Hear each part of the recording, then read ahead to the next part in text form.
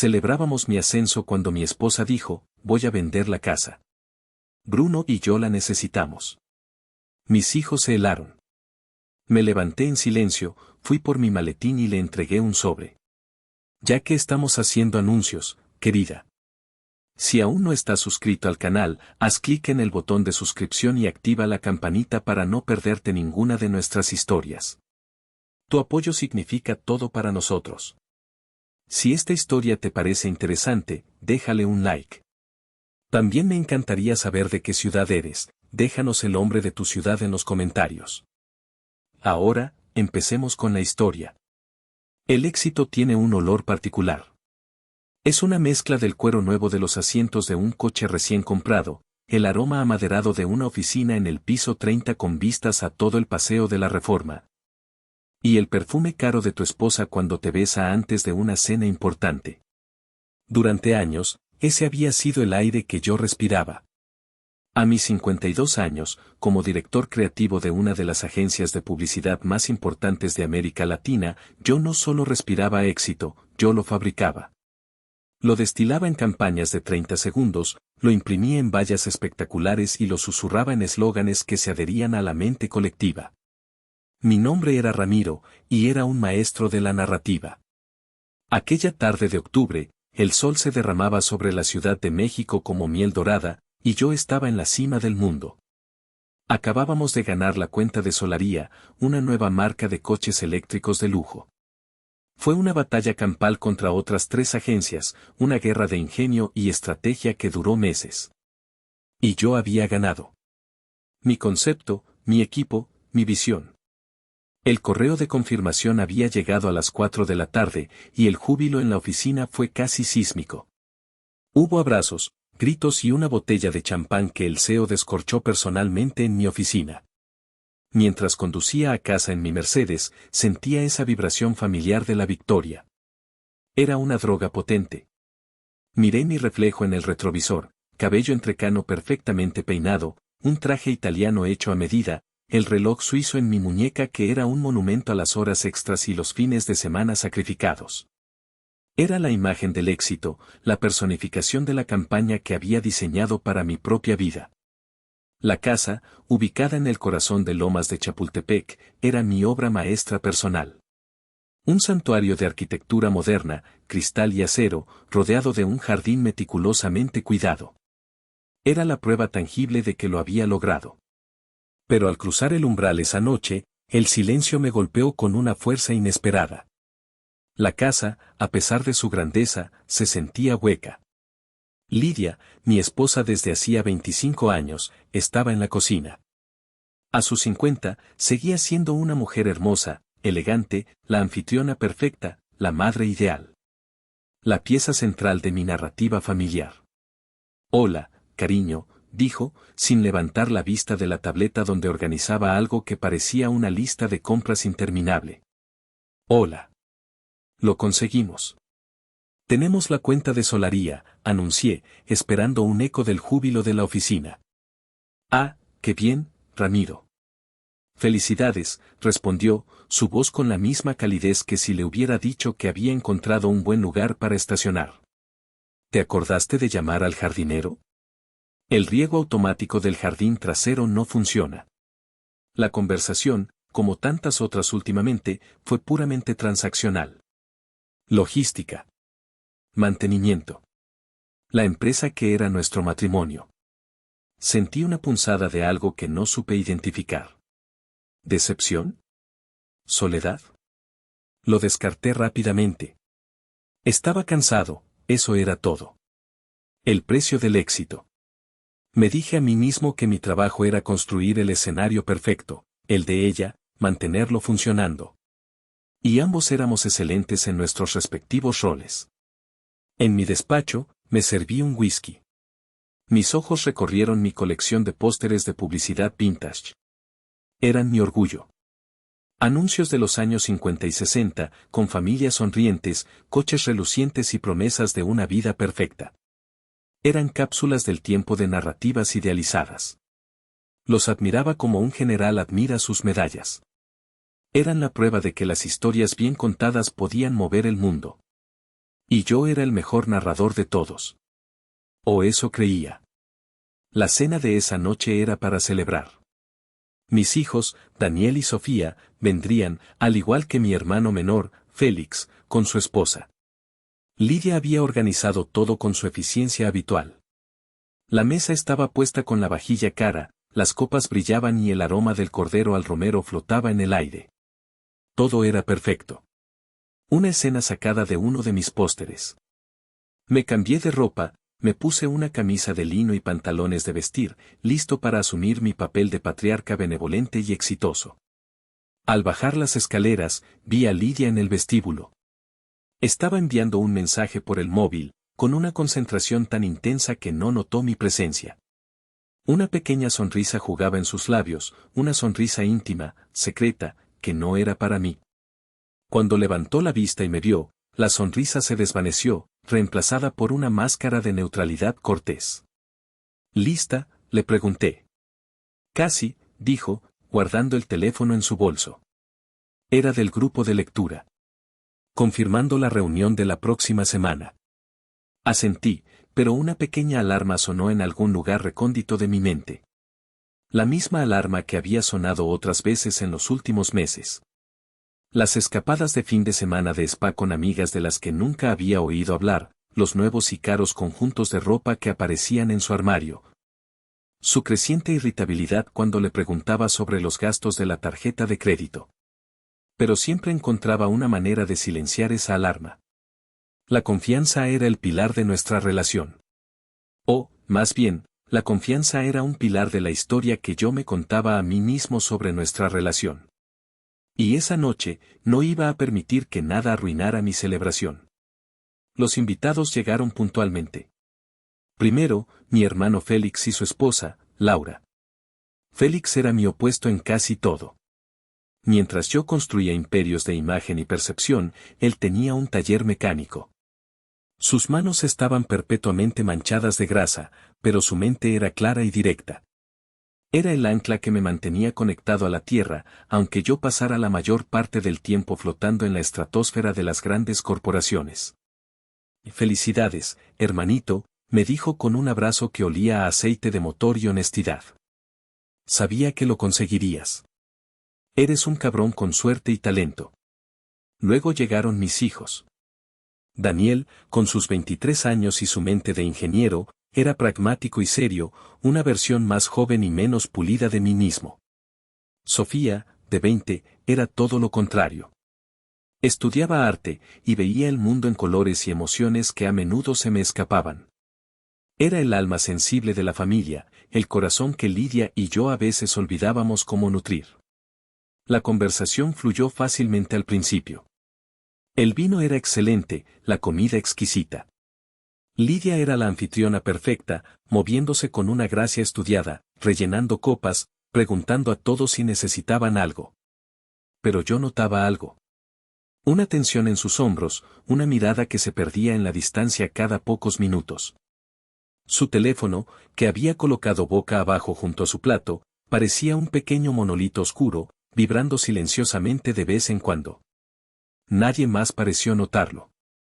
O quizás, nadie más quiso notarlo. Mientras servían el plato principal, Félix me apartó con la excusa de buscar otra botella de vino en la cava. Oye, me dijo en voz baja, su rostro serio bajo la luz tenue. ¿Todo bien de verdad, Ramiro? Claro, ¿por qué no iba a estarlo?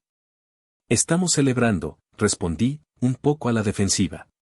No sé. Lidia anda extraña. Como si su cuerpo estuviera aquí, pero su mente en otro planeta. Y no es de ahora, lleva meses así. Sentí una punzada de irritación. ¿Por qué tenía que arruinar mi momento con sus preocupaciones infundadas? Son ideas tuyas, Félix. Está cansada, es todo. Organizar esta casa no es fácil, dije, con un tono que cerraba la conversación. Félix me miró un segundo más, una mezcla de preocupación y resignación en sus ojos. Se encogió de hombros. Tú sabrás. Es tu esposa. Regresamos a la mesa justo a tiempo para el postre.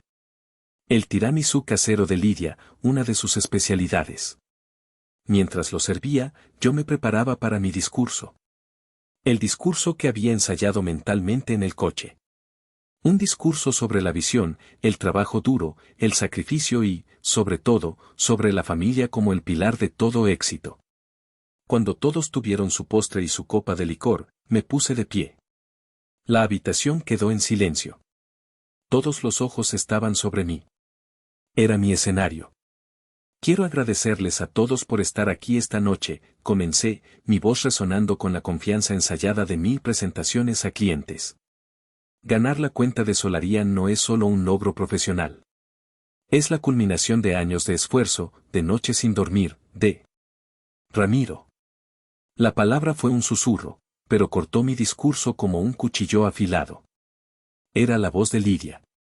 Fría, desprovista de emoción. Todos se giraron para mirarla. Antes de que continúes con tu oda al trabajo, dijo, su voz ahora más firme, creo que hay algo más importante que debemos discutir. El aire se volvió denso. Podía oír el tic-tac del reloj de pie en el vestíbulo. Félix me lanzó una mirada que decía te lo dije. Daniel frunció el ceño, confundido. Sofía miró a su madre con los ojos muy abiertos, como un cervatillo asustado. Lidia, ¿qué estás haciendo?, pregunté en voz baja, tratando de mantener el control de la situación, de mi narrativa. Ella me ignoró. Se puso de pie lentamente, alisando su vestido de seda. Su mirada no era la de una esposa, era la de una ejecutiva a punto de anunciar una adquisición hostil. He tomado una decisión, anunció a la sala, aunque sus ojos estaban fijos en mí. Una decisión sobre mi futuro. Y, por extensión, sobre el futuro de esta casa. El silencio que siguió fue tan profundo que dolió. Vi a mi hijo Daniel apretar los puños sobre la mesa. Vi una lágrima silenciosa rodar por la mejilla de Sofía. Y yo, el gran narrador, el maestro de la persuasión, me quedé sin palabras. Mi guión se había hecho trizas.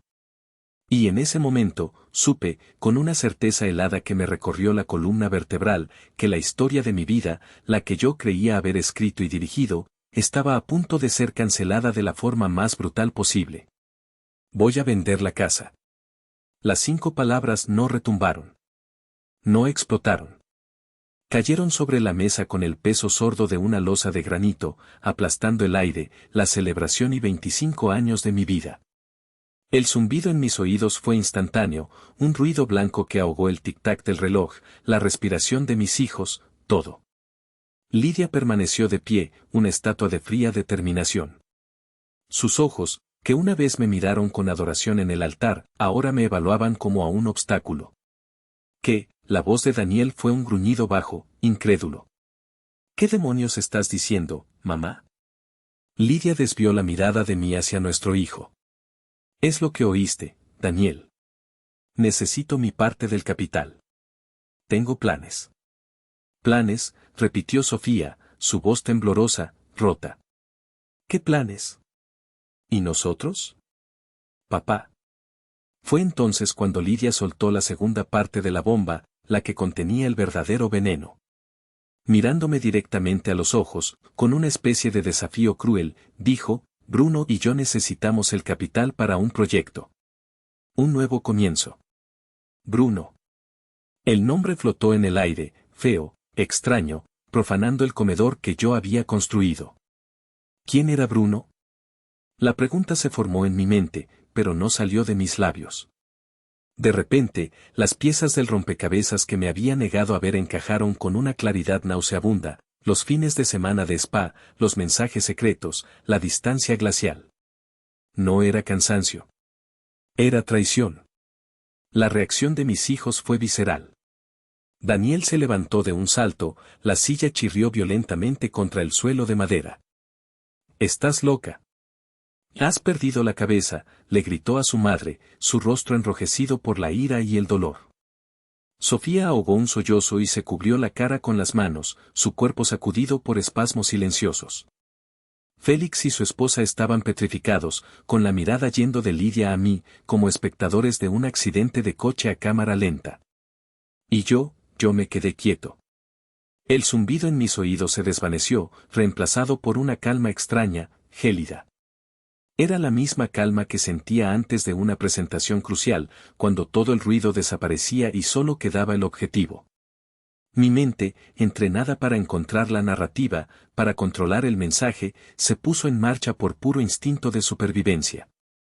El dolor era un océano rugiente en mi interior, pero en la superficie, el agua estaba en calma. No iba a darle la satisfacción de verme derrumbar. No iba a dejar que ella controlara el final de esta escena. Lentamente, sin decir una palabra, me puse de pie. Todas las miradas se posaron en mí. Lidia me observaba con una mezcla de triunfo y aprensión. Probablemente esperaba gritos, súplicas, un melodrama que la validara, que la pintara como la mujer que escapaba de un marido desesperado. No le di nada de eso. Caminé con paso firme hacia mi despacho, que estaba junto al comedor. Mis movimientos eran deliberados, medidos. Abrí mi maletín de cuero, el mismo que había llevado a la reunión victoriosa de Solaria esa misma tarde. Dentro, junto a mi portátil y mis documentos, había un sobre de color crema.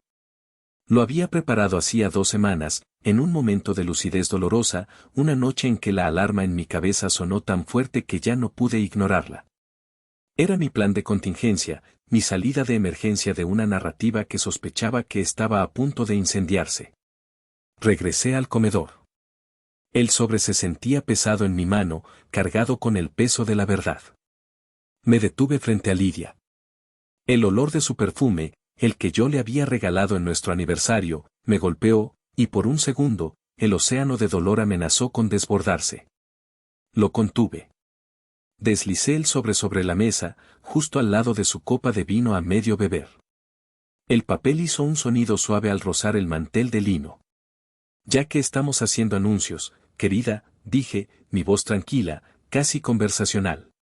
Lidia miró el sobre, luego a mí, su confianza vacilando por primera vez. La confusión nubló su rostro. No entendía este movimiento. No estaba en su guión. Me senté de nuevo en mi silla, tomé mi copa de whisky y le di un sorbo. El líquido ambarino quemó mi garganta, pero me ancló en el presente. Miré a mis hijos. La ira de Daniel se había transformado en desconcierto.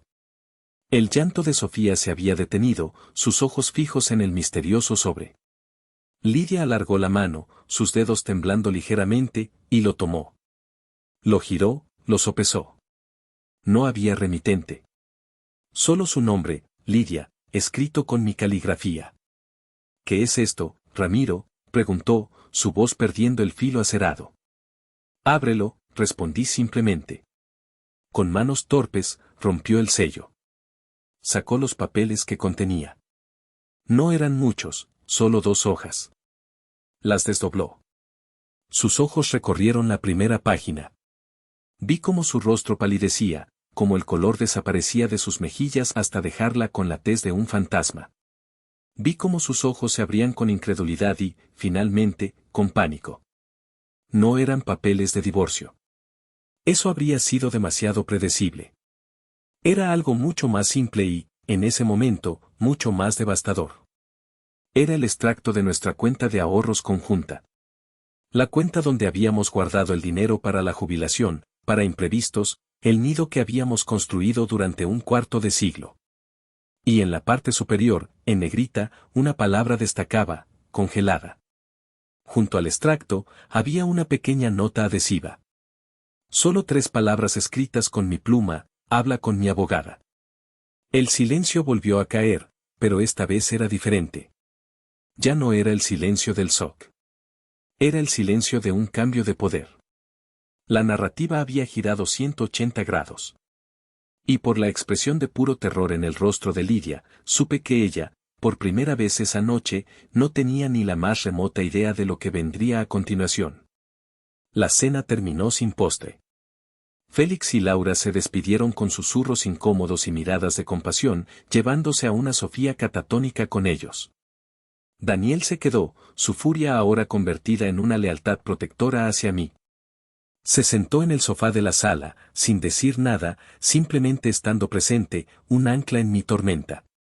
Lidia subió las escaleras como un autómata, los papeles aún en su mano temblorosa, y se encerró en el dormitorio de invitados. El sonido de la cerradura al girar fue el epitafio de nuestro matrimonio. Yo me retiré a mi santuario, mi despacho. El whisky no ayudaba. El dolor, que había mantenido a raya con una disciplina de hierro, ahora emergía en oleadas nauseabundas. Me senté en mi silla de cuero, la misma donde había celebrado mi victoria horas antes, y me sentí como un impostor. El rey de un reino en ruinas. Mi mirada se posó en mi colección de pósteres vintage en la pared. Una familia sonriente anunciando una marca de refrescos. Una pareja feliz en un descapotable. Promesas de felicidad en colores brillantes. Sentí una oleada de rabia. Eran mentiras. Hermosas, seductoras mentiras. Y yo había dedicado mi vida a venderlas, hasta el punto de comprarme la más grande de todas, la de mi propia vida perfecta. Con un impulso que no pude controlar, me levanté. Mi primer instinto no fue gritar ni romper algo. Fue ordenar. Era mi mecanismo de defensa, mi forma de imponer lógica en el caos. Empecé con mi escritorio. Alineé los lápices en su portalápices con precisión milimétrica. Apilé los documentos en ángulos perfectos de 90 grados. Limpié la superficie con un paño hasta que brilló. Luego pasé a los libros de la estantería, ordenándolos por color y tamaño. Y finalmente, me detuve frente a los pósteres. Uno a uno, los descolgué con un cuidado casi reverencial. El de la familia sonriente. El de la pareja feliz. Los enrollé con cuidado y los metí en un tubo de cartón. No podía soportar sus miradas vacías, sus promesas falsas.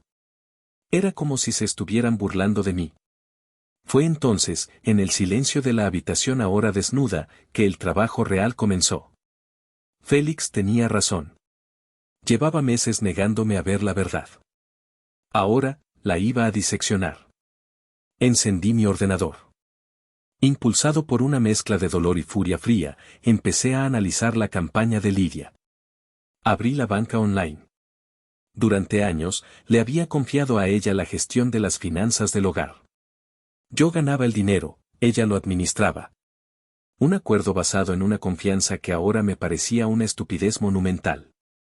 Fui directamente a los estados de cuenta de las tarjetas de crédito. Al principio, todo parecía normal, supermercado, grandes almacenes, la tintorería. Pero luego empecé a profundizar, a mirar los detalles de los últimos 6 meses. Y allí estaba. Un cargo de 2 noches en un hotel boutique en San Miguel de Allende, el mismo fin de semana que ella supuestamente estaba en un retiro de yoga. Varios cargos en restaurantes caros de Polanco, lugares a los que no habíamos ido juntos en años.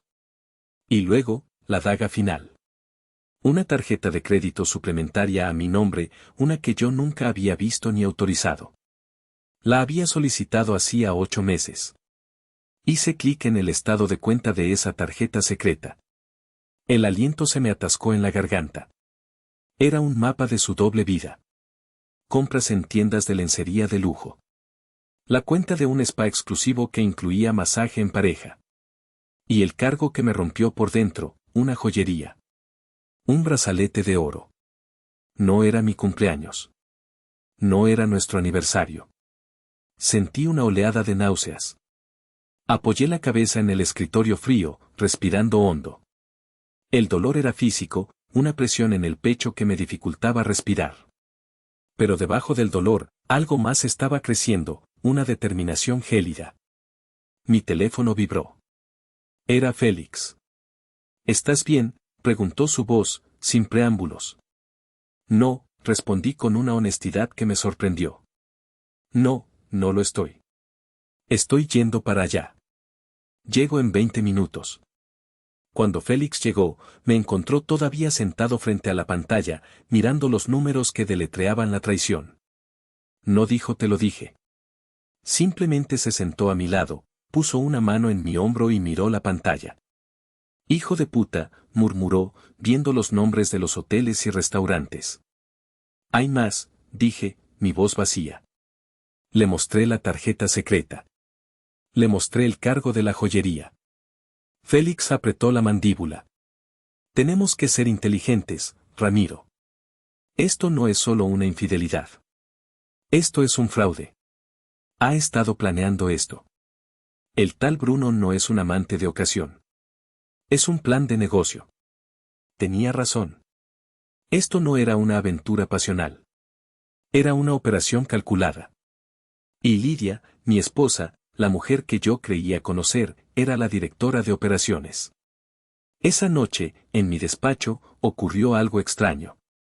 Mientras miraba las cifras, los datos, las pruebas irrefutables, una parte de mí, el director creativo, el estratega, empezó a tomar el control. El marido herido dio un paso atrás, y el profesional analítico tomó el timón. Empecé a descargar todo. Cada estado de cuenta. Cada factura. Creé una carpeta en mi ordenador titulada Proyecto L. Dentro, creé subcarpetas, fraude tarjeta de crédito, viajes no autorizados, gastos sospechosos. Estaba construyendo un caso.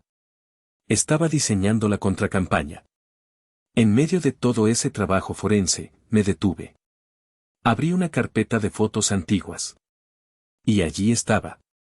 Una foto de Lidia y yo, 20 años más jóvenes, en la playa, con un Daniel de 3 años sobre mis hombros.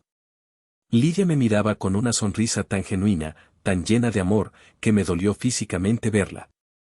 ¿Cuándo se rompió? ¿Cuándo se agrió esa sonrisa? Y entonces, una epifanía dolorosa me golpeó. Miré a mi alrededor, a mi oficina, a los premios en la estantería. Me di cuenta de que en los últimos 10 años, yo le había dado a mis clientes, a mis campañas, la mejor parte de mí. Mi creatividad, mi pasión, mi tiempo. A mi familia, y especialmente a Lidia, les había dado los restos. El hombre cansado al final del día. El marido que creía que un cheque abultado podía sustituir la conexión emocional. No la excusaba. Su traición era monstruosa. Pero en la honestidad brutal de esa noche, tuve que admitir que yo había creado el vacío. Yo había abonado la tierra donde la semilla del resentimiento pudo crecer. Y Bruno, quienquiera que fuese, simplemente había encontrado un terreno fértil. Esta revelación no me debilitó. Al contrario. Me dio una claridad aterradora. Ya no se trataba solo de recuperar mi dinero o mi casa. Se trataba de recuperar mi propia historia. De entender dónde me equivoqué y de asegurarme de que, al final de esta guerra, la narrativa que emergiera fuera la mía, escrita con la verdad, por dolorosa que fuera. Apagué el ordenador al amanecer. El dolor seguía ahí, un monstruo agazapado en mi pecho. Pero ahora, no estaba solo. Estaba acompañado por un propósito. 2 días después, estaba sentado en una oficina que hacía que la mía pareciera modesta. Mármol, maderas oscuras y una vista panorámica del bosque de Chapultepec. Era el despacho de la licenciada Jimena Acosta, una leyenda en el campo del derecho familiar. Era conocida por ser brillante, implacable y absurdamente cara. Félix había conseguido la cita a través de uno de sus clientes adinerados. Jimena Acosta era una mujer de unos 60 años, con el cabello plateado recogido en un moño impecable y unos ojos tan agudos que sentí que podían leer los márgenes de beneficio de mi alma. No ofreció palabras de consuelo ni pañuelos de papel. Me ofreció una taza de café negro y una mirada que exigía eficiencia. Tiene 30 minutos para contarme su versión, señor Ramiro, dijo, su voz tan pulcra como su traje de diseñador. Luego le diré si puedo ayudarle. Saqué mi portátil y lo conecté a la gran pantalla de su pared. Durante los siguientes 20 minutos, no hablé de mis sentimientos. No hablé de mi corazón roto ni de mis 25 años de matrimonio. Le presenté un caso. Le mostré Proyecto L. Diapositiva tras diapositiva, le expuse los datos. Los estados de cuenta. La tarjeta de crédito fraudulenta. Un cronograma de los viajes de Lidia que se correspondía con grandes retiradas de efectivo. Incluso había hecho una estimación aproximada del dinero desviado en los últimos 18 meses. Era una presentación fría, clínica, la misma que le haría a un consejo de administración. Era el único lenguaje que me sentía capaz de hablar en ese momento. Cuando terminé, Jimena se quedó en silencio durante un largo minuto, sus dedos tamborileando suavemente sobre la superficie de caoba de su escritorio. Sus ojos no estaban en la pantalla, estaban fijos en mí. Impresionante, dijo finalmente. Es la presentación de divorcio más organizada que he visto en 30 años de carrera. La mayoría de los hombres en su posición vienen aquí a llorar y a maldecir. Usted viene con un análisis de pérdidas y ganancias. Es a lo que me dedico, respondí, mi voz monótona. Ella se reclinó en su silla. Bien. Porque va a necesitar esa mentalidad. Su esposa no es una tonta, señor Ramiro. Esto no es una aventura de oficina. Esto es un plan de salida. El amante, este tal Bruno, probablemente es el catalizador, pero el plan es de ella. Ha estado construyendo un fondo de guerra para financiar su nueva vida. Asentí. Lo sé. Lo que usted ha hecho al congelar la cuenta conjunta es una excelente primera jugada. Le ha cortado el suministro principal. Ahora entrará en pánico. Y la gente en pánico comete errores. Se inclinó hacia adelante, sus ojos brillando con una intensidad depredadora. Pero ella contraatacará. Reclamará la mitad de todo. La casa, las inversiones, sus fondos de pensiones. Argumentará maltrato emocional, abandono. Intentará pintarlo a usted como el marido ausente y adicto al trabajo que la empujó a los brazos de otro hombre. La precisión de sus palabras me golpeó. Era exactamente la narrativa que Lidia intentaría vender. Y tendrá parte de razón, ¿no es así?, continuó, su mirada penetrante. Tragué saliva. Sí, admití en voz baja. He estado ausente. Bien. La honestidad es un buen punto de partida. No aquí dentro, dijo, señalando la oficina. Aquí dentro, la verdad es nuestra herramienta, no nuestra confesión. Lo que quiero decir es que debemos anticipar su narrativa y construir una más fuerte. Se levantó y caminó hacia la ventana. Su esposa cree que tiene el control. Cree que, después de 25 años, conoce todos sus movimientos. Lo ve como un hombre predecible, consumido por su trabajo. Usaremos eso a nuestro favor. A partir de este momento, usted dejará de ser el marido herido. Usted es un cliente. Y yo soy su estratega. No tomará ninguna decisión emocional. No hablará con ella sobre el divorcio. No responderá a sus provocaciones. Toda comunicación pasará a través de mí. ¿Entendido? Entendido, dije, sintiendo por primera vez en días un atisbo de poder. Bien. Ahora, olvide al marido. Olvide el dolor por un momento. Quiero hablar con el director creativo, dijo, volviéndose hacia mí. Quiero que piense en esto como su campaña más importante. La campaña para recuperar su vida. El cliente es usted. El producto es su futuro. El competidor es su esposa y su amante. ¿Cuál es nuestro eslogan? ¿Cuál es nuestra estrategia de mensaje clave? La pregunta me descolocó, pero también me activó. Una parte de mi cerebro que había estado dormida por el dolor se encendió. El mensaje, empecé, pensando en voz alta. No es venganza. Es justicia. Y control. El eslogan sería algo como, la verdad en cifras. O la narrativa final. Jimena sonrió por primera vez. Fue una sonrisa fina, casi imperceptible, pero llena de aprobación. Me gusta. La narrativa final. Es bueno. Es poderoso. Demuestra que usted está reclamando el final de la historia. Volvió a su escritorio y pulsó un intercomunicador. Sandra, por favor, prepare el contrato de retención para el señor Ramiro. Y cancele mi almuerzo. Luego me miró. Señor Ramiro, esto va a ser una guerra. Será fea, cara y emocionalmente agotadora. Intentarán despojarlo de su dignidad y de su dinero. Pero por lo que me ha mostrado hoy, creo que usted no es solo la víctima en esta historia. También puede ser el ganador. Si está dispuesto a luchar. Estoy listo, dije, y al decirlo, me di cuenta de que era verdad. El hombre que había entrado en esa oficina, un fantasma de sí mismo, se estaba desvaneciendo. En su lugar, estaba naciendo un estratega. Un cliente. Un hombre con un plan. Salí de esa oficina sintiéndome extrañamente ligero.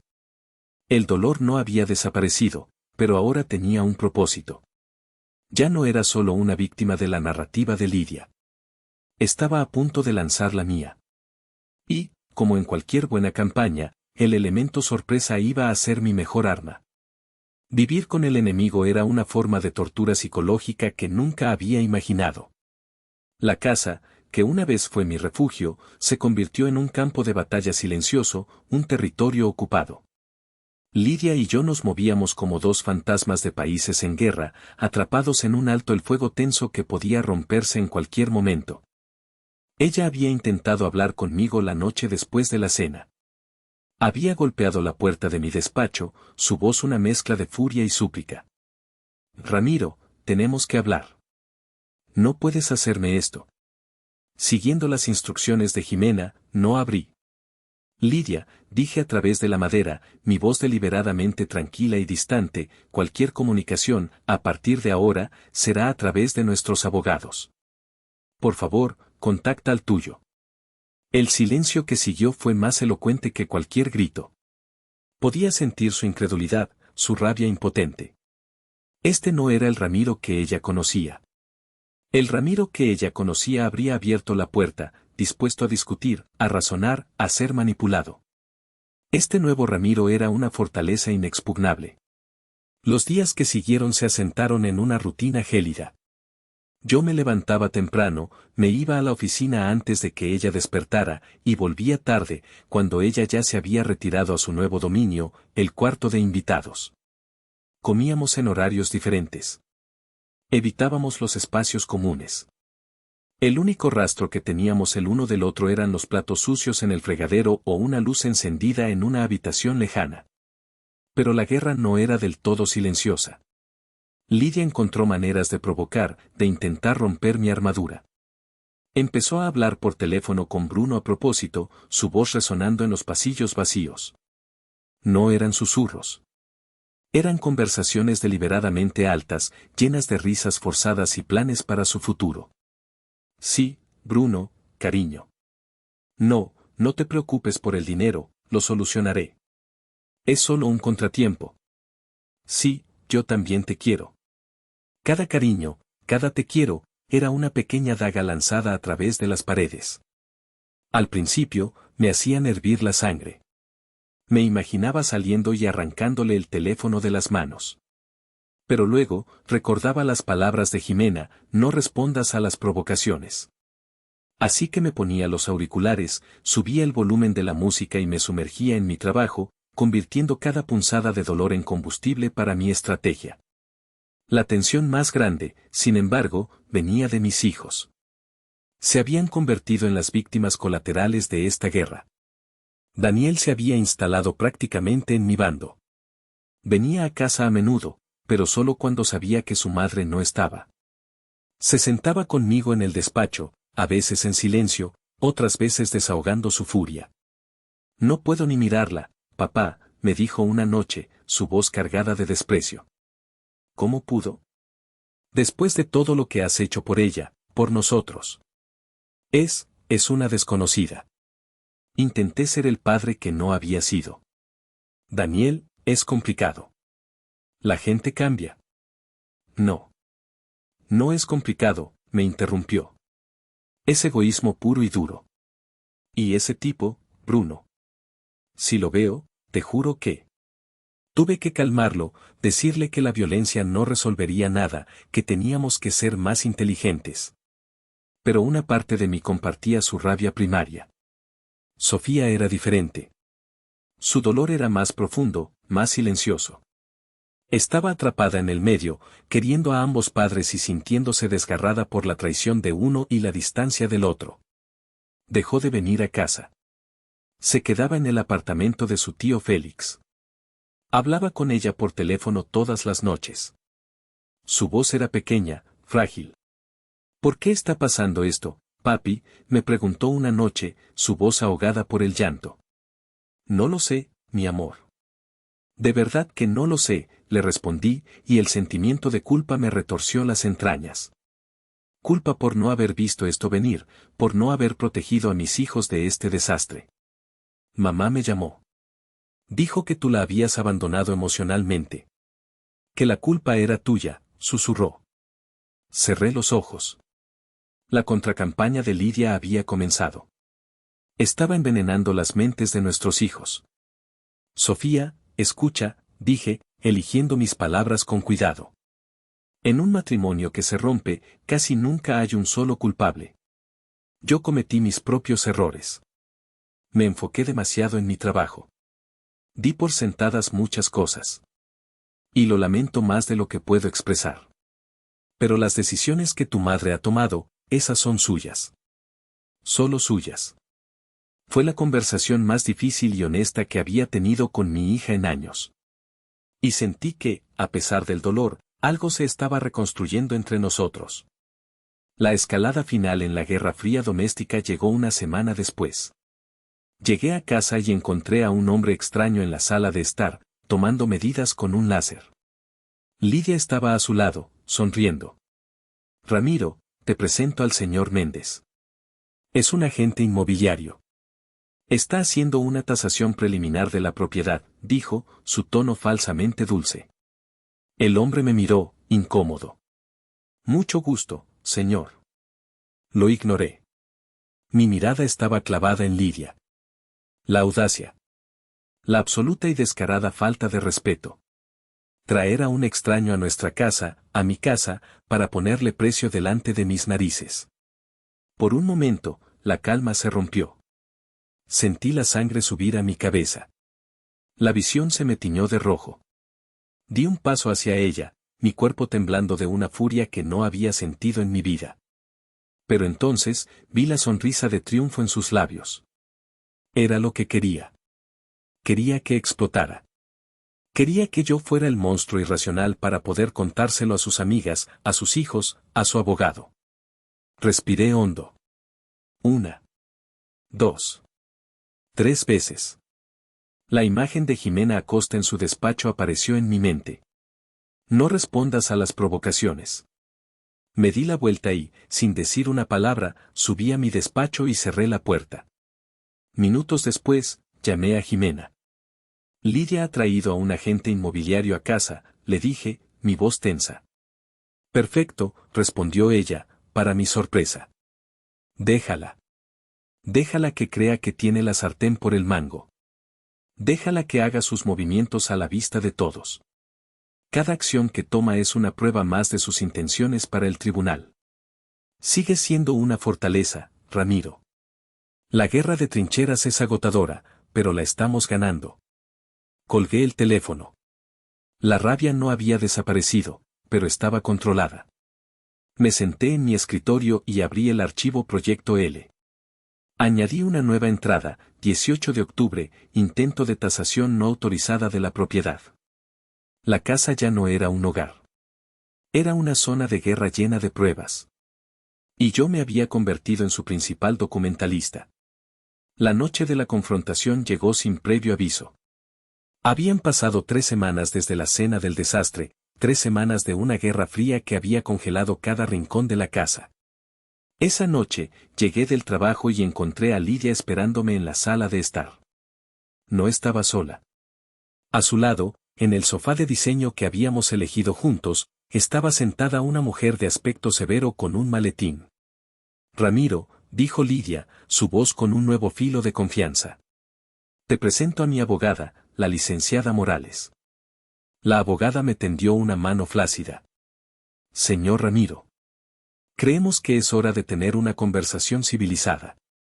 Mi abogada no está de acuerdo, respondí fríamente, dirigiéndome a mi despacho. No te atrevas a darme la espalda, gritó Lidia. Esto se acaba ahora. No hablamos como adultos o la próxima vez nos veremos en un juzgado. Me detuve. Jimena me había advertido que este momento llegaría. Prepárate, me había dicho. Cuando se sienta acorralada, intentará una emboscada. Saqué mi teléfono y le envié un mensaje rápido a Jimena, la emboscada está en marcha. Su respuesta fue instantánea: graba todo. Y recuerda la estrategia. Me giré lentamente. De acuerdo, Lidia. Hablemos. La sorpresa en su rostro fue evidente. No esperaba que se diera.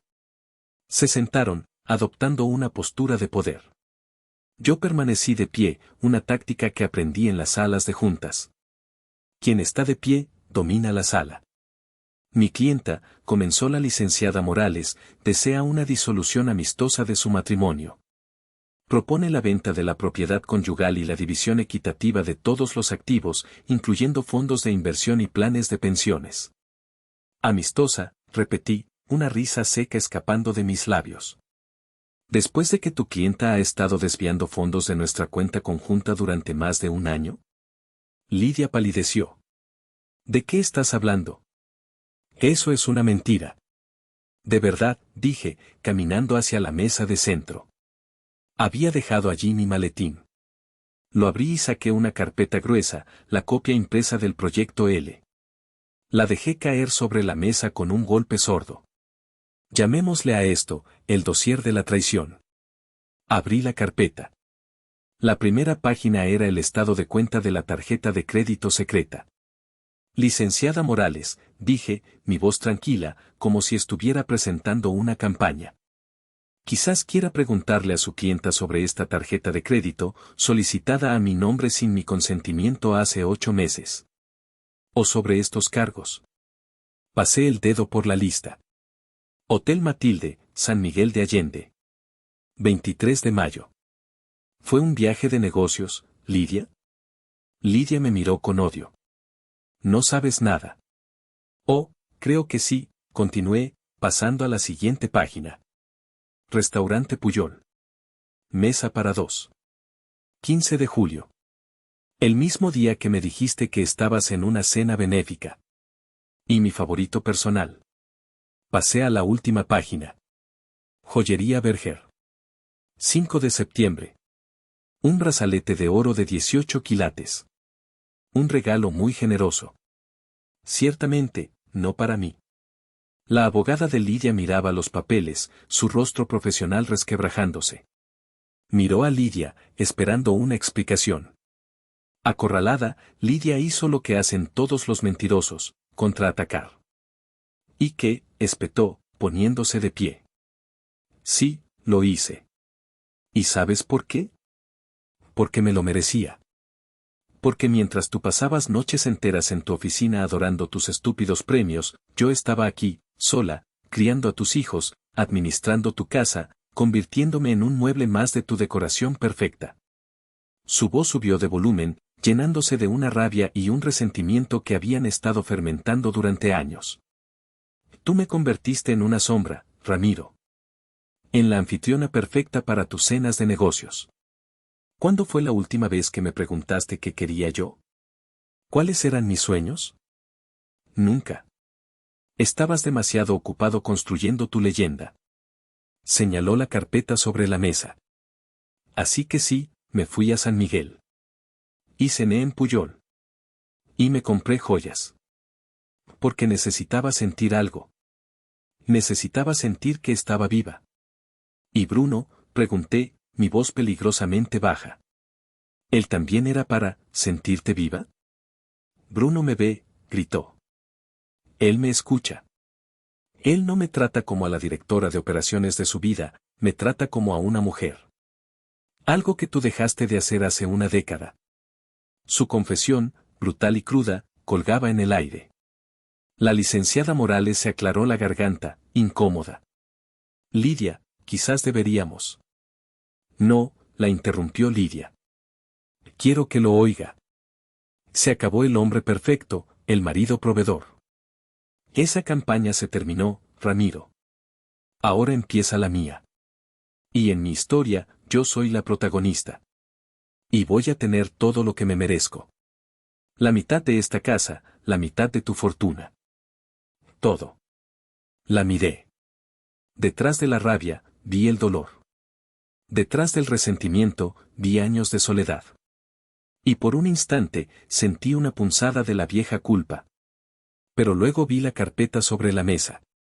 Vi las cifras frías y calculadas de su engaño. Esto no era solo un grito de desesperación. Era un plan de negocios. ¿Has terminado, Lidia?, pregunté con calma. Ella me miró, desafiante. Bien, dije. Porque yo también tengo una historia que contar. Y te prometo que la mía tiene un final mucho más interesante. Recogí mi dossier, lo metí en mi maletín y me dirigí a la puerta. Mi abogada se pondrá en contacto con la suya, dije por encima del hombro. Que tengan una buena noche. Salí de la sala, dejando a las dos mujeres en un silencio atónito. La confrontación no había sido como la había imaginado. No hubo victoria, solo la triste y fea verdad expuesta bajo las luces del salón. Pero una cosa estaba clara, la guerra de trincheras había terminado. La batalla final estaba a punto de comenzar. Una semana después de la confrontación, recibí un correo electrónico de Jimena.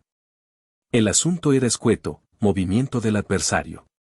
Urgente. Lo abrí con el corazón latiéndome en la garganta. Adjunto venía un documento legal, una petición formal del abogado de Lidia. Mis ojos escanearon el lenguaje legalista hasta que encontraron el núcleo de la petición. Y entonces, me quedé sin aire. Era tan inesperado, tan absurdamente retorcido, que tuve que leerlo 3 veces para asegurarme de que no estaba alucinando. Lidia, a través de su abogada, solicitaba formalmente que yo me sometiera a una prueba de fertilidad. La justificación era una obra maestra de la manipulación. Argumentaban que, dado que Lidia, a sus 50 años, y su pareja, el señor Bruno, estaban considerando todas las opciones para construir una familia en el futuro. Y dado que un posible embarazo podría tener implicaciones financieras significativas en la disolución de los bienes conyugales, era pertinente y necesario establecer mi estado de fertilidad actual. En resumen, querían saber si yo podía tener más hijos, probablemente para usarlo como una palanca en las negociaciones.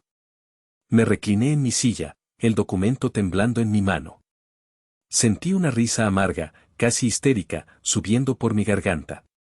La audacia. La crueldad calculada. Usar algo tan íntimo, tan personal, como un arma en esta guerra sucia. Pero no era solo la crueldad lo que me dejó helado. Era el recuerdo que esa petición desenterró. Un recuerdo que había enterrado tan profundamente que casi había olvidado que existía. Cerré los ojos y, de repente, ya no estaba en mi oficina de lujo en 2025. Estaba en un hospital 20 años atrás. El año era 2005. Sofía acababa de nacer. El parto había sido complicado, mucho más que con Daniel. Lidia había sufrido una hemorragia y la recuperación fue lenta y dolorosa. Yo estaba aterrorizado. La idea de perderla me había paralizado. Unas semanas después del parto, cuando las cosas empezaban a volver a la normalidad, tuvimos una de las conversaciones más serias de nuestro matrimonio. Estábamos en nuestra antigua casa, sentados en la cama, con una Sofía diminuta durmiendo en su cuna a nuestro lado. Lidia estaba llorando en silencio. No puedo pasar por esto otra vez, Ramiro, me susurró, su voz rota. El embarazo, el parto, casi no lo logro. Y no quiero pasar los próximos 20 años tomando hormonas, preocupada cada mes. No puedo. La miré, vi el miedo genuino en sus ojos, y mi corazón se rompió por ella. Tranquila, mi amor, le dije, abrazándola. No tienes que hacerlo. 2 hijos es una bendición. Somos increíblemente afortunados. Pero tú, dijo ella, mirándome. Tú siempre hablaste de tener una familia grande. 3, quizás 4 hijos. Hablaba de tener una familia contigo, la corregí suavemente. Si eso significa 2 hijos, entonces 2 hijos es mi número perfecto. Tú y tu salud son lo más importante para mí. Ella se secó las lágrimas. Hay otra opción, dijo, su voz apenas un murmullo. Para que yo no tenga que tomar más pastillas ni usar dispositivos, para que ambos estemos tranquilos. ¿Qué opción?, pregunté. La vasectomía, susurró. Para ti. Me quedé en silencio. En esa época, no era un procedimiento tan común o discutido como ahora. Había un estigma, un aura de finalidad que me asustaba un poco. Sé que es mucho pedir, continuó ella, tomando mi mano. Sé que es un sacrificio enorme. Pero significaría mucho para mí, Ramiro. Sería la prueba definitiva de que estamos juntos en esto, de que mi bienestar te importa más que nada. Sería nuestro secreto. Un pacto de amor. Miré su rostro, sus ojos suplicantes. Miré a mi hija durmiendo en su cuna. Y en ese momento, la decisión fue fácil. La amaba. La amaba tanto que haría cualquier cosa para aliviar su miedo.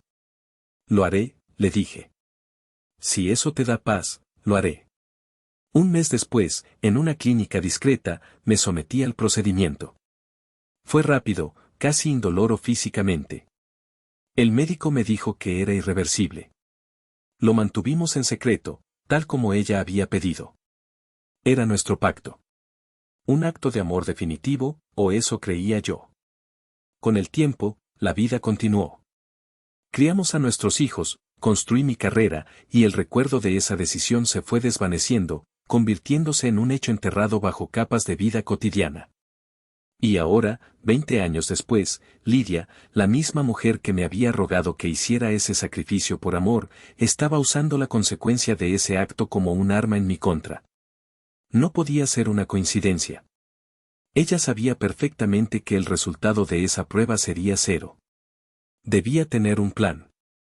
Quizás quería usarlo para humillarme, para pintarme como menos hombre ante un juez.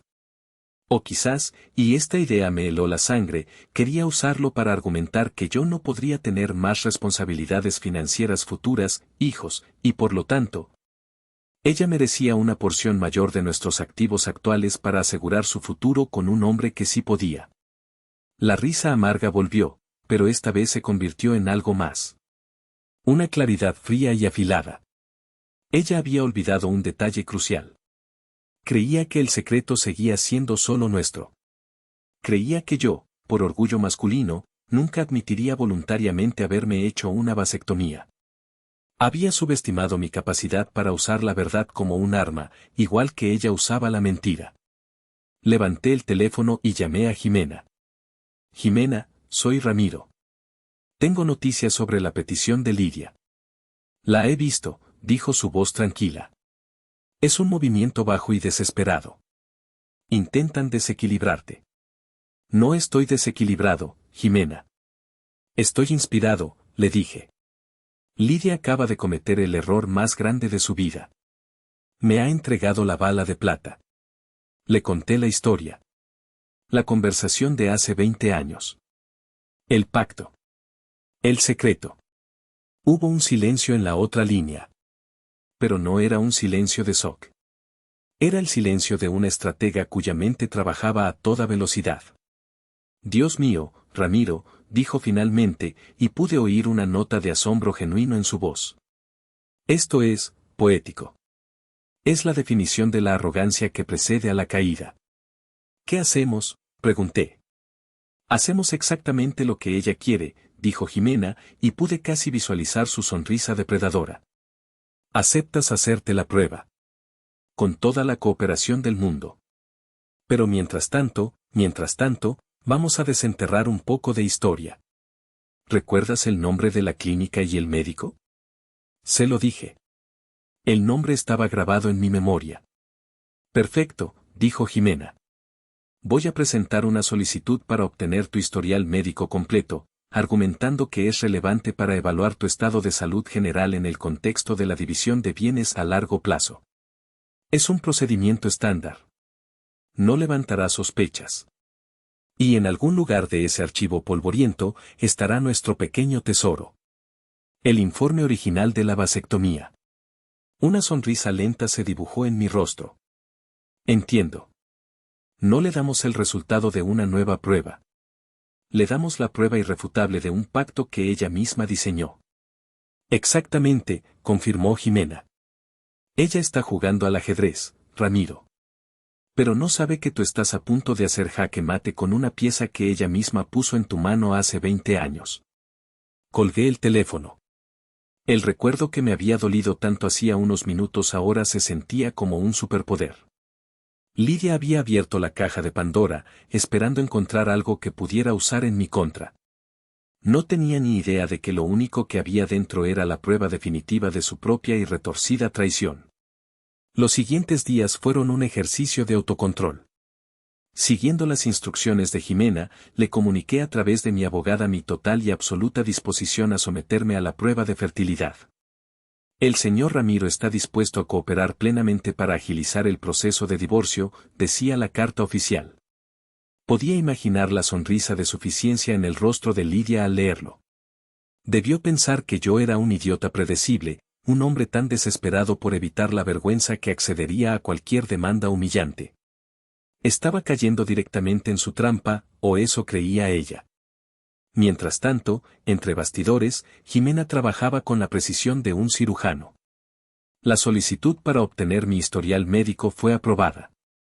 Un mensajero fue enviado a los archivos de una vieja clínica en la colonia Condesa.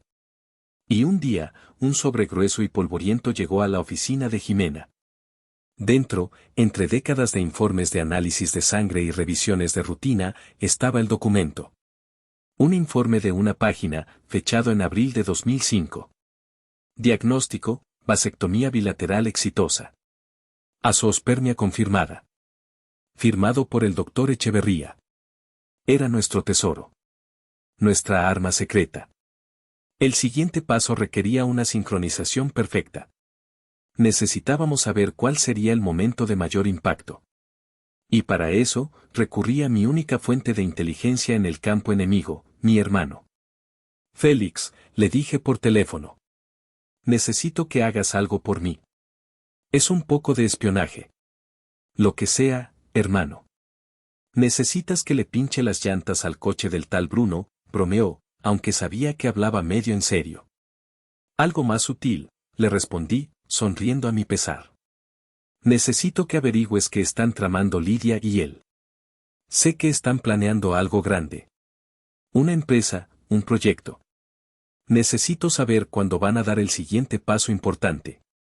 Félix, que a través de sus contactos en el mundo de los talleres mecánicos parecía conocer a la mitad de la ciudad, se lo tomó como una misión personal. 2 días después, me llamó. Lo tengo, dijo, su voz excitada.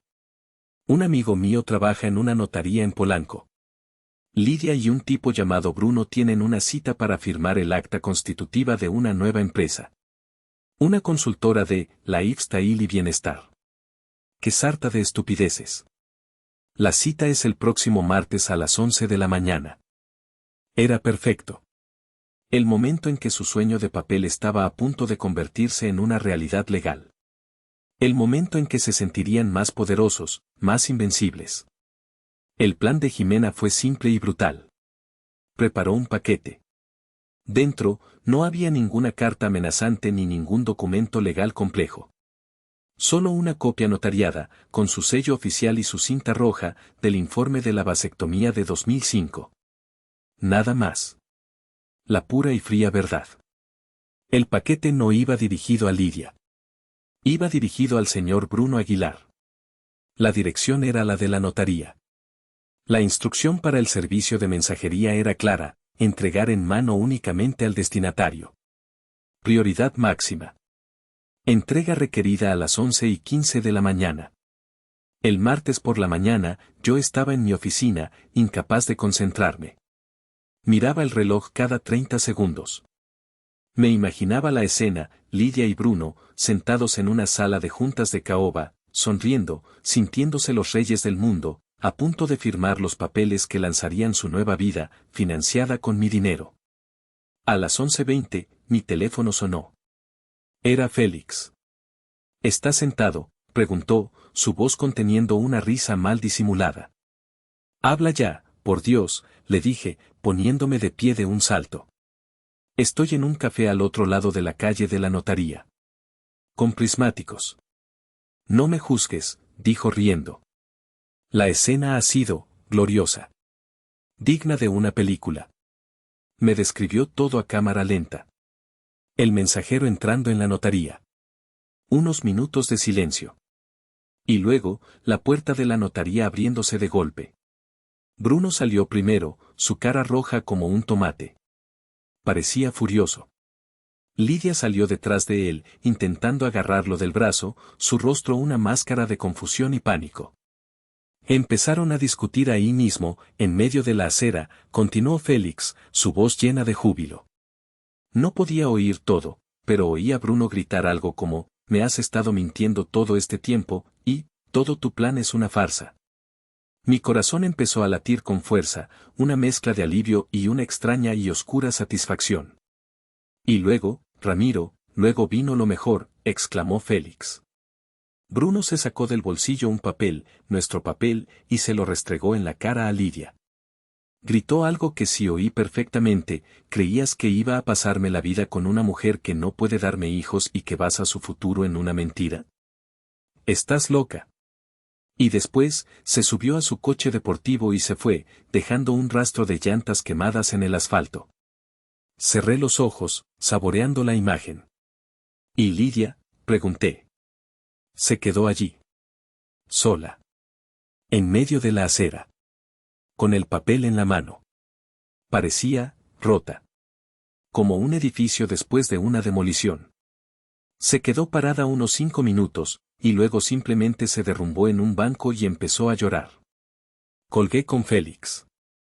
No sentí alegría. No sentí un triunfo exultante. Sentí una calma profunda, la calma que viene después de una tormenta devastadora. La sensación de que la justicia, aunque tardía y dolorosa, finalmente había llegado. Mi teléfono de la oficina sonó. Mi secretaria me avisó que era Lidia. Pásamela, le dije. Su voz al otro lado de la línea era irreconocible. Era el sollozo ahogado de alguien completamente derrotado. Ramiro, gimió. Tú lo sabías. Sí, Lidia. Lo sabía, respondí, mi voz gélida, desprovista de toda emoción. Por favor, tenemos que hablar, ¿puedo explicarlo? No, la interrumpí. No hay nada que explicar. Tu campaña ha terminado. Tu narrativa se ha derrumbado. Hice una pausa, y luego pronuncié las palabras que sellarían su destino y mi liberación. Se acabó, Lidia. Que tengas una buena vida. Y sin esperar respuesta, colgué el teléfono. El clic del auricular al volver a su base fue el sonido más dulce y definitivo que había oído en mucho tiempo. La llamada de Félix había sido la crónica de la explosión. Mi llamada con Lidia fue la confirmación de la onda expansiva. Pero las consecuencias, la verdadera detonación de su mundo, se desarrollaron en las horas y días siguientes. Esa misma tarde, mientras yo intentaba sin éxito concentrarme en un nuevo eslogan para una marca de yogur, mi teléfono personal vibró con un número desconocido. Contesté con cautela. Señor Ramiro, dijo una voz masculina, arrogante y tensa. ¿Quién habla?, pregunté. Soy Bruno Aguilar. Me recosté en mi silla, sorprendido. El nivel de descaro era impresionante. No sé por qué me llama, dije fríamente. Oh, creo que sí lo sabe, espetó. Solo quiero que sepa que Lidia es una manipuladora y una mentirosa. Me utilizó. Me vendió una historia, un futuro, todo basado en su dinero y en mentiras. Casi me río. ¿Y usted, señor Aguilar? ¿Usted era un participante inocente en todo esto? ¿El joven idealista que se enamoró de una mujer casada sin tener idea de su situación financiera? Hubo un silencio al otro lado. Mire, yo solo quiero que sepa que no tengo nada que ver con esto. La relación se ha terminado. No quiero estar involucrado en su sucio divorcio. Me alegro de oírlo, dije, mi voz goteando sarcasmo. Porque mi abogada estaba considerando incluirlo en una demanda por fraude y conspiración. Pero si usted ya no forma parte de la ecuación, quizás podamos simplificar las cosas. El silencio fue aún más largo esta vez. Podía oír su respiración agitada. No tiene nada contra mí, dijo, pero su voz había perdido toda su arrogancia. Quizás no. Pero un escándalo así no se vería muy bien en la prensa para un consultor de bienestar, en ciernes, ¿verdad? La historia de cómo intentó financiar su empresa seduciendo a la esposa de un ejecutivo adinerado no es una buena campaña de relaciones públicas. Usted es un hijo de puta, siseó. No, respondí con calma. Soy un director creativo. Y soy muy bueno protegiendo mi marca. Le sugiero que desaparezca de nuestras vidas, señor Aguilar. Será lo mejor para la suya. Colgué. La llamada de Bruno fue la confirmación de que su alianza con Lidia no estaba basada en el amor, sino en la oportunidad. Y en cuanto la oportunidad se evaporó, también lo hizo el amor. Las consecuencias para Lidia fueron más directas y devastadoras. Su abogada llamó a Jimena esa misma tarde. El tono ya no era de confrontación. Era de rendición. Retiraron todas las peticiones contenciosas. De repente, estaban dispuestos a negociar. Están en pánico, me explicó Jimena por teléfono. Su caso se basaba en pintarte a ti como el villano y a ella como la víctima que merecía una compensación generosa. El dossier de la traición destruyó esa narrativa. Y la revelación de la vasectomía no solo la hizo quedar como una mentirosa, sino como una persona cruel y calculadora. Ningún juez vería eso con buenos ojos. Lidia intentó una última y patética ofensiva, a través de los hijos. Llamó a Daniel, llorando, contándole una versión distorsionada de la historia, donde yo la había engañado para que se sintiera segura y luego la había traicionado. Daniel, que ahora estaba completamente de mi lado, no se lo tragó. Mamá, para allá, le dijo, según me contó más tarde. Te he oído hablar con ese tipo por teléfono. He visto cómo has tratado a papá. Se acabó. Deja de intentar manipularnos.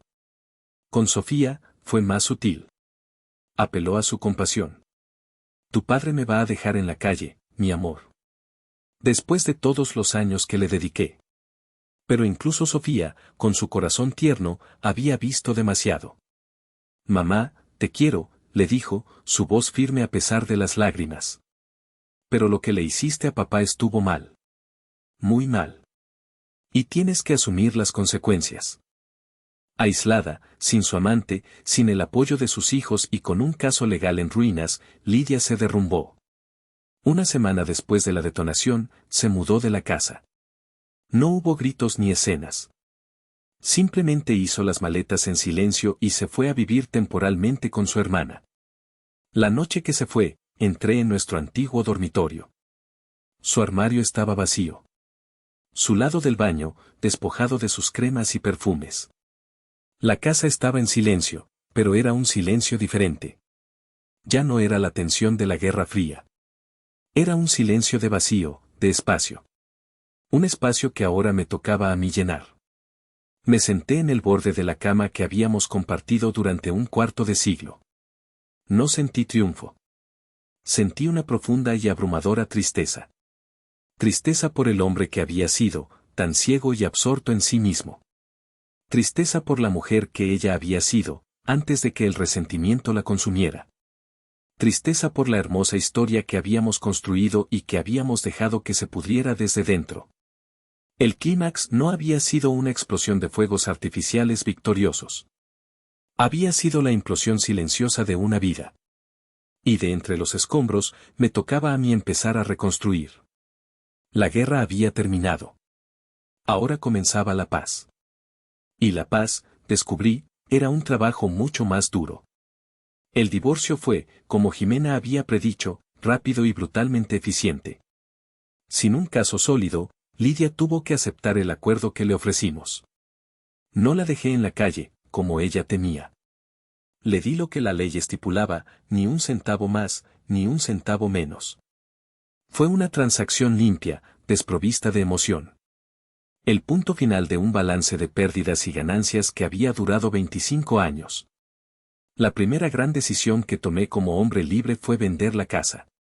Cada rincón de esa obra maestra arquitectónica estaba impregnado de fantasmas, el fantasma de la cena del desastre, el fantasma de las conversaciones telefónicas de Lidia, el fantasma del hombre ciego que yo había sido. Necesitaba un lienzo en blanco. La vendí rápidamente. Con una parte del dinero, me compré un apartamento en la colonia Roma. Era un cambio radical. De la grandeza suburbana y silenciosa de las lomas a la vibrante y caótica energía de la Roma. El apartamento era más pequeño, pero se sentía más vivo. Un penthouse con una terraza enorme que daba a las copas de los jacarandás y a los tejados de la ciudad.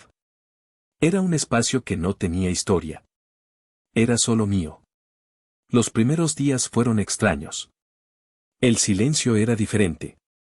Ya no era el silencio tenso de la guerra, sino el silencio abrumador de la soledad. Me encontré vagando por las habitaciones vacías, sin saber muy bien qué hacer conmigo mismo.